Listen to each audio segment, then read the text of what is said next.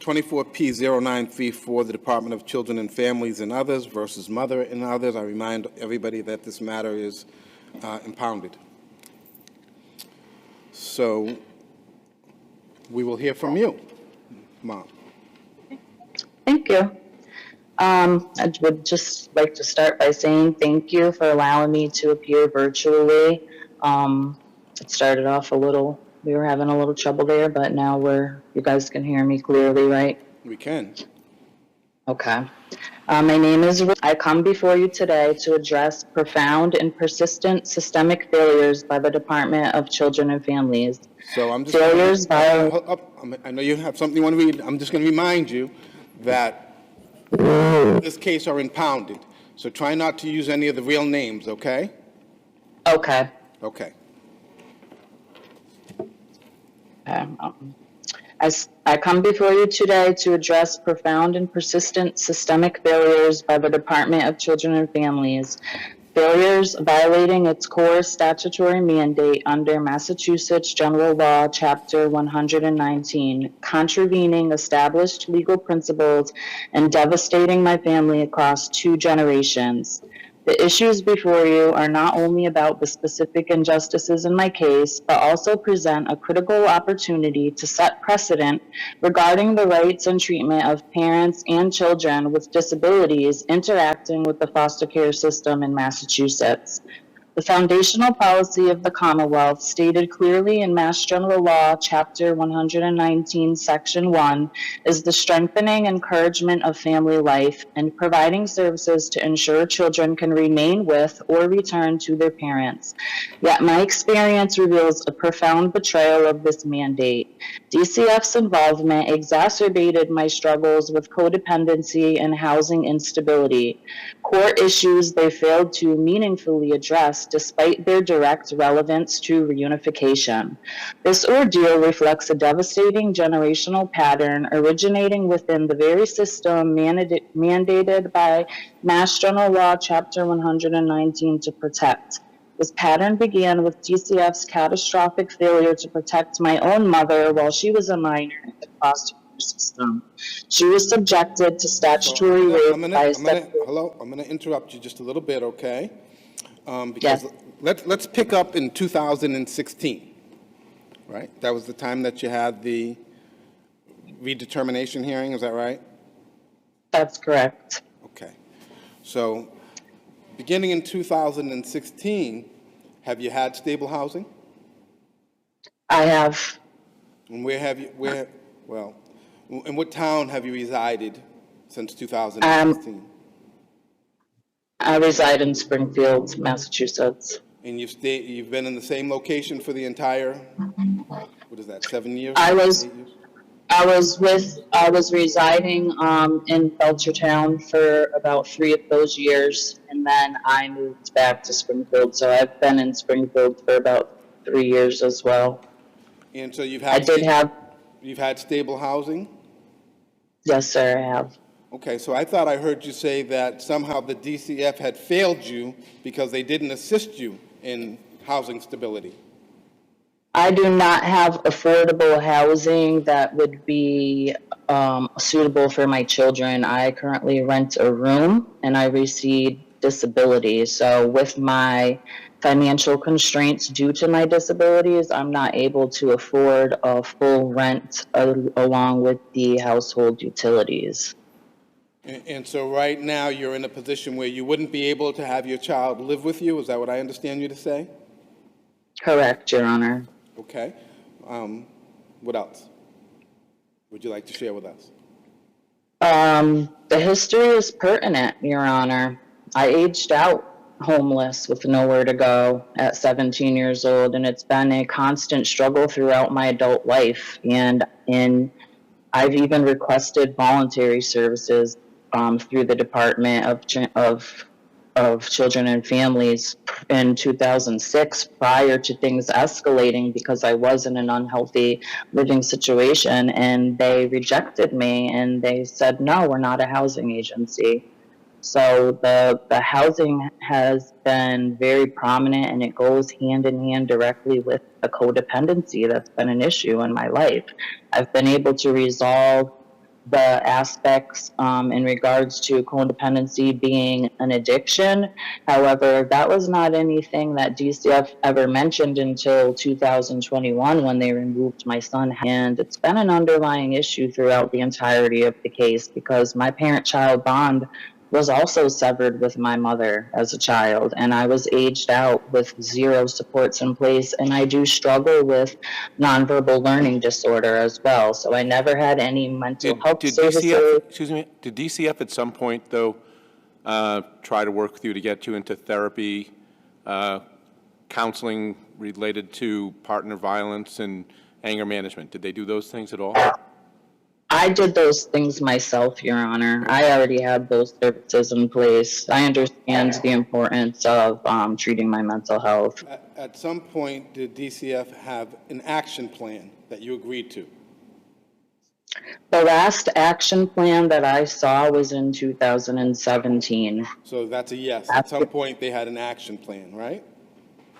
At some point, there was another action plan for the removal of Henry that I never received copies of after asking repeatedly. So there was an extra one that they added housing and employment on there, although they know that I am disabled and housing has been my number one struggle. Okay. And at some point, as an adult, did your mom have to get a restraining order out against you? I went to court and objected that restraining order, and it was removed right away. My mother was coerced by DCF, and I was able to prove that to the judge at the time. So that was immediately dismissed right away. But at some point, your mom got a restraining order against you. Is that right? Before you got it undone or dismissed or whatever it is. Correct. Okay.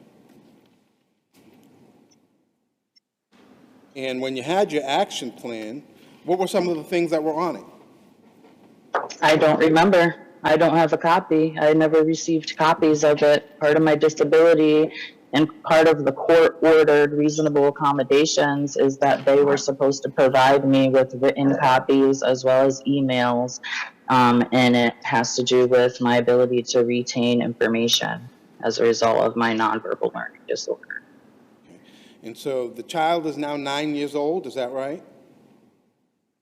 She will be 11 on the 16th. 11. And the last time she lived with you was when she was 2? Is that right?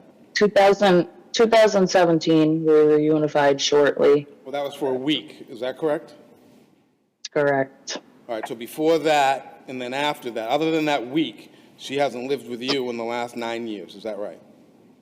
Correct. They were actually reunified into unstable housing with me as well, twice. What's that? My children were reunified back with me on 2 separate occasions when the underlying issue of the housing and codependency still had not been addressed. I wasn't ready for the first 2 reunifications, and I didn't have the pertinent information to be able to break the cycle of codependency in my life. I didn't even know what it was. I never heard any mention of codependency until 2021, and it's very frustrating because when the parent-child bond is severed, that essentially creates a cycle of codependency.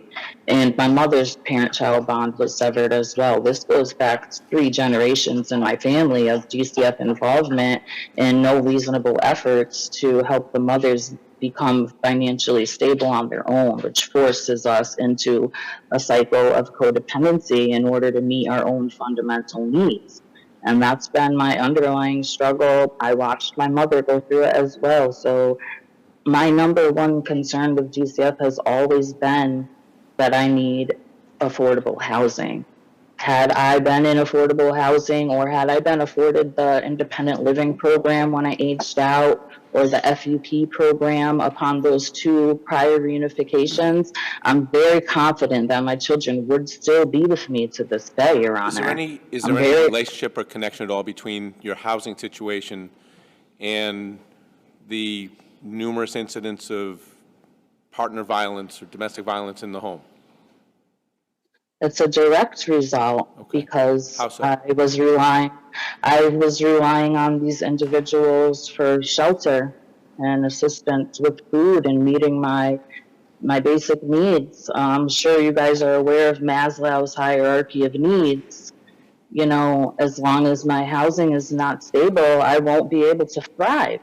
And especially considering the fact that I do have a nonverbal learning disorder, I do require reasonable accommodations and extra support. But the DCF supervisor did testify under oath that I'm one of the best mothers the department has ever worked with. And it's not the parenting that concerns them, it's my choice in partners. Now I've been single for the last 4 years, working on healing from the codependency, gaining insight towards the link between the codependency and the domestic violence in my life. And it's just very disheartening that not only could this have been prevented, and it should have, but the department had numerous opportunities to educate me on the topic of codependency and bring the cycle to an end. And instead, I feel as though they're perpetuating not only the cycle of codependency by severing the parent-child bonds, and they're also causing additional trauma. They're exacerbating the issues. Right now, oh, excuse me, I know I wasn't supposed to say her name.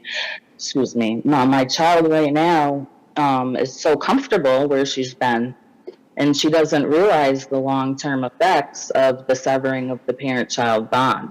Sure. She won't, you know, I'm just very afraid that the children will fall into the same cycle because DCF is continuing with the same actions that they've portrayed with my mother and myself.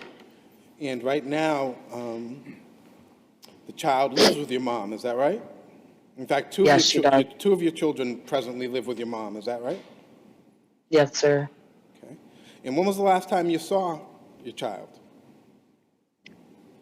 I'm only allowed to have 4 parent-child visits per year right now with her. My last visit was, I want to say right before Christmas. And the last time I attempted to schedule a visit, DCF informed me that the child requested not to do in-person visits and wanted to do Zoom visits instead. So at that point, do you schedule your visits through the department, or do you just schedule them directly with your mom? I used to schedule them with my mother. Things were going great at that time. Now I have to schedule them through DCF, and there's just been a miscommunication. I never know who to get in contact with. The workers change all the time.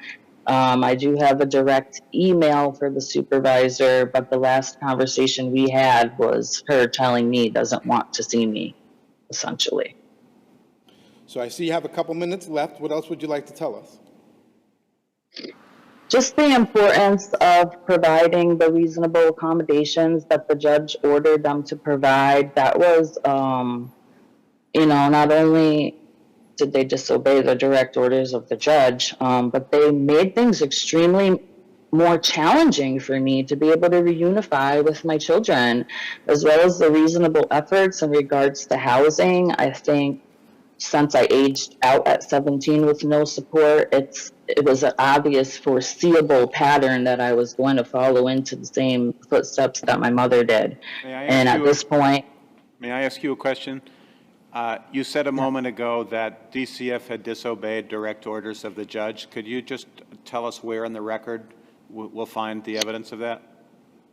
In the last trial that took place, the court directly ordered the department to provide reasonable accommodations in regards to my nonverbal learning disorder, as it was a new diagnosis at that time. And do you remember what day that trial was, what day that order was issued, and did you raise to the judge that you didn't think DCF was complying? That's part of my disability, is unless I'm actually looking at the dates and times, I do have a hard time remembering exact dates. I do know it was during the trial, and I do know that I had addressed it with the DCF workers several times. However, the DCF workers continued to change. So I had to keep repeating my concerns over and over to different people, and I requested copies of the service plan numerous times as well, which is a huge factor, because how am I supposed to know whether I'm being compliant or not, or which services I'm supposed to be engaged with if I don't have my service plan? They continued to have me take parenting class, anger management class, and domestic violence courses, which I did take those classes 3 times. I did gain some good insight. However, the underlying cause has always been the codependency.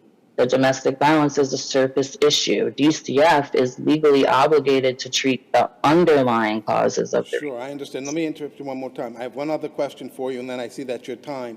Did you participate in the trial? I was there. The most recent trial? Were you there for the trial? I was there. My most recent trial would actually have been with my son, and I was not there. With respect to this trial, yes, sir, I was present. And at that time, I did have good, effective counsel. I had a great attorney. She unfortunately got sick and had to remove herself. That's when the 2 reunifications took place, when I had that. But you were present at the trial, is that correct? Correct. Okay. I think we're going to have to leave it there. We'll now hear from the department, who's splitting their time along with Child's Counsel. And so who's going to go first, Mr. Bayless? Yes. May it please the Court, Jeremy Bayless for the Department of Children and Families. We're here today on an appeal from review and redetermination proceedings, proceedings in which mother was present virtually for a portion of 1 day, and then after 3 consecutive orders that she appear in person for the subsequent dates, and she did not appear, the court drew a negative inference and the trial concluded. This is a mother who in 2018 was found unfit after a full trial to parent this child. Those findings are included in the record. Sure, we've had a chance to look at them. She says that many of her concerns and her issues and her challenges lie at the foot of the department, because they failed to give her the adequate services and failed to properly assist her in becoming a better parent through this generational interaction that her family has had with DCF. What do you say about that? Certainly. So I guess there's the procedural issues is that these are being raised for the first time on appeal, but substantively, getting into them, there is, I think, some confusion as to what the department's role in reasonable efforts is. The department, social workers are not psychiatrists, they're not psychologists, they cannot diagnose, they cannot treat. What the department does is it creates the action plans and makes referrals to services to assist with the identified parental deficiencies, and mother's parental deficiencies were the ongoing violence, the mental health concerns, and so she was referred to, and she started but failed to complete therapy, dialectic behavioral therapy, anger management. The department was working with mother. Mother eventually reached a point where she was no longer cooperative or no longer engaging and withdrew from services. This has also affected her housing. The department referred her to its housing specialist. The department does not provide housing. We don't have apartments that are available or anything along those lines. But the problem with mother's housing is that in addition to the constraints with her income and her disability, is that mother was being terminated from housing programs and evicted for failing to follow the program rules. That happened in 2017, and it happened again in 2021. There was the period where she was living with a client in Belchertown. She moved out into a shelter, and then I believe it's in the Exhibit Appendix 1 on 418 is a cite to a court report, but it's in several of the court reports that mother was then terminated from that shelter and had to move back in with the client. So mother's housing instability is both occurring because she's not benefiting from her abbreviated participation in therapy and anger management, but it's also because she's creating this record of evictions that then make it harder for her to access public housing resources. And the department did attempt to work with her for that, and it's noted repeatedly in this record that the real impediment there was that she wouldn't or could not maintain employment, and that she had that history of evictions that was banning her, or not banning her, making it more difficult to get housing locations. With regards to the sort of generational piece that she's discussing, in terms of its impact on this decision, we're looking at the department's reasonable efforts to eliminate the need for removal or promote reunification, eliminate the need for removal, and so on. So even were there a failing with the grandmother, that is something that should be considered in evaluating what we're doing, but we can't very well go back and undo that at the start of the proceedings. Sure. Was reunification the goal at one point? Yeah, reunification was attempted. There was a 1-week failed reunification in 2017. And what happened then? I believe mother was unstable. I don't know, but personally, I mean, her living situation was unstable. During that period, one of the children appears to have at least subsequently alleged that he was sexually abused by one of mother's partners. And then mother sort of took no action after learning that, and that was part of what was considered in the 2018 trial. And then after the 2018 trial, we basically have mother persisting in the same or worsening conditions. So after 2018, mother has been the subject of 4 different restraining orders. She's had at least 7 police responses to domestic violence or conflict incidents. These are not incidents where she's, at least not all of them are incidents where she is a victim. They're instances where also she is instigating conflict. She's instigating violence. And so what we see at the time of the trial, even putting aside the fact that she didn't attend and she didn't participate and she did not follow the court's orders to appear in person, is that there had been no improvement. And after the 5 years following her unfitness finding and the, roughly 7 years that this child had been in care, as we know from Nancy and countless other cases, the child has a need for permanency to break that generational cycle of children aging out and not having the outcomes that we want. This child has a right to stay and know that her current living situation, where she is happy, where the evidence reflects that she is doing well, where she is exhibiting anxiety at the prospect of leaving that placement and returning to mother, she has the right to know that that is her permanent home, and the court correctly found that the termination of mother's parental rights was in her best interest to ensure that she has that right and she has those supports. The mother, during her argument, referred to the court having ordered DCF to provide certain accommodations and DCF having disobeyed that order. Can you point us to what she might be referring to in the record? I admit I am unclear as to what that's referring to, but the best I can do is say that this was it's not raised and it's not preserved. And part of the reason for that is not just sort of the technical procedural barrier. It's also that if there was a case where the court had ordered any specific services, as she says, to address codependency or her learning disability or any of the other barriers, the reason those need to be raised meaningfully is so that the department or a judge who is trying to evaluate if the department is in fact violating the court order has the ability to look at, with an evidentiary hearing, what the department is doing, is the department providing service plans, is that accurate? So when you say raised, you mean she needs to make that argument to the judge, hey, judge, yes. DCF Yes. isn't obeying your order, so that the judge can hear from you and then make a determination about whether DCF is obeying or not. Yes, Your Honor. Thank you for making that a Are little you bit clearer. suggesting this is the first time that you've heard that claim today here? Yes. It's not in either of the briefs. It certainly is the contention that the department did not, in Mother's supplemental brief, the department did not adequately work on her codependency, but that was not raised as a failing in the department's efforts at the trial level And also that is something that is in fact directly linked to the services mother had included in her action plan. There's no. Sorry?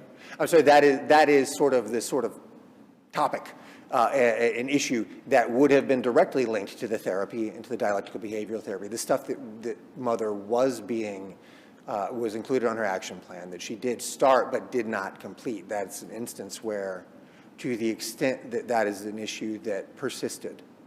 So was that her primary problem, that she would engage in the services, but she didn't follow through with them?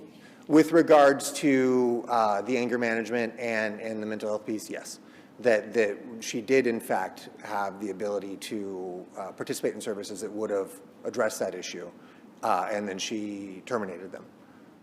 Regular therapy, dialectic behavioral therapy, anger management. But then we also need to look beyond, because just having a disability is obviously not enough. It needs to manifest in a way that puts the children at risk. And this record shows that that was still the case. Mother was still regularly engaging in partner violence and violence around the home.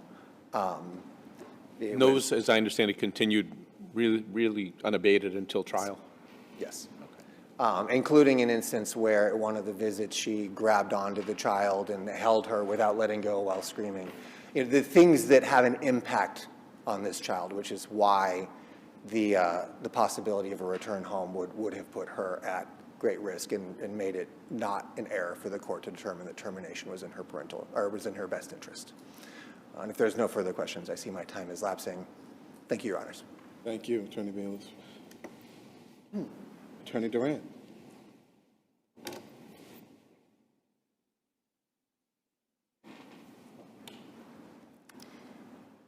Good morning. May I please the court? Colleen Durant on behalf of the appellee child. This case has been pending for 7 long years, from the time of removal in April 2016 until the decision was rendered on August 2023 as termination of mother's parental rights. It's been 7 long years that my client has not had permanency. And I am asking— Move that mic toward you just a little bit. Can you move that mic toward you? There you go. Thanks. Thank you. And I am asking the court today to affirm the decision of the lower juvenile court in the termination of mother's parental rights. Justice Desmond, you asked a question about mother's stability at her house. Just to address that one, the time of removal was April 2016, and that was due to 3 51As that were filed at that time. 2 of the 51As involved mother's boyfriend being at the home in front of the children selling heroin. The second 51A, which was significant, was a domestic altercation between mother and her boyfriend, where the boyfriend punched her in the face and she fell to the floor. There was a third 51A as to that same complex, where mother engaged in community violence. She got in a fight with a neighbor, and child was injured during that situation. Her leg was broken. It happened in the living room of the house. Her leg was broken, and mother didn't seek medical attention for 2 days. So that issue there, that type of conduct is what my colleague was talking about. Mother's had many opportunities. If we just talk about the services, she's had many opportunities for the housing.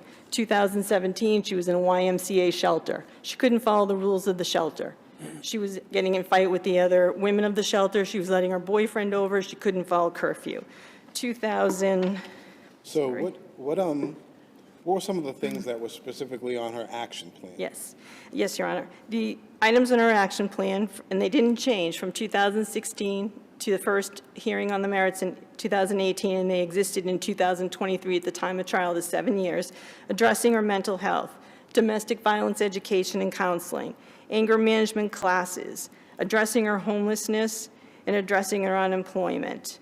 And also taking care of her legal matters, because mother had open warrants. And all of these services were extremely necessary to be able to provide my client with a safe, stable, and home life. As to just the mental health, we discussed that. But mental health, mother was to engage in therapy, psychiatric services, take medication. And her mental health, as recent as the trial year, 2023, the juvenile judge was very accommodating because we had 6 dates scheduled for the trial. Many of them had to be moved because mother asked them to be moved, and mother was given the opportunity to appear virtually. The only date she attended was May 11, May 11, 2023, she was extremely disruptive to the court. She came to court, she was videotaping from a porch somewhere, and she was videotaping the judge in the proceedings, asked numerous times not to record. She continued to do that. Is this also the first time for you hearing about the department's alleged failure to follow a court order that they accommodate? Yes. Your Honor, I believe what it was to work with a housing specialist, but because of the history of housing, again, it was very difficult for the housing specialist that I saw in the dictation because of all the past evictions and because of her conduct. And again, just briefly, 2017, she was in a YMC shelter. 2018, she was dismissed from that shelter because she couldn't follow the rules. 2019, she lived in 5 different locations that year with friends. She was asked to leave. 2021, she was able to live in a shelter in Palma. Again, the same issues arose. Not following the rules of the shelter, having her boyfriend over, her conduct. 2022, she stayed with a friend. In May 2011, at the time of the trial, 2023, she informed the judge she was again homeless. But even though homeless is not a reason for someone not to parent a child, you have to look at the whole entire issue. It's mother's conduct and her actions and her domestic violence. And the other, as we went through the topics on her service action plan, 2 significant ones for mother were her domestic violence classes and education. Mother acknowledged to the department early on, right after the 2018 hearing, that she did have difficulty in her relationships with her partners. But she didn't change. She took the classes, she started to take the classes, but she never could put that in to show observable changes. December 2018, mother was found to be the aggressor with one of her past boyfriends. 2019, boyfriend MK. Mother was involved in another domestic violence. I'm just going to interrupt you a bit because we've read that. That's all in the record and in the brief. I'm just going to ask you to just comment briefly on mom's bond with child. It was definitely a bond. Mother did say today, even though it's out of the record, that she's seen the child in a recent amount of time. Mother has not seen the child in over a year.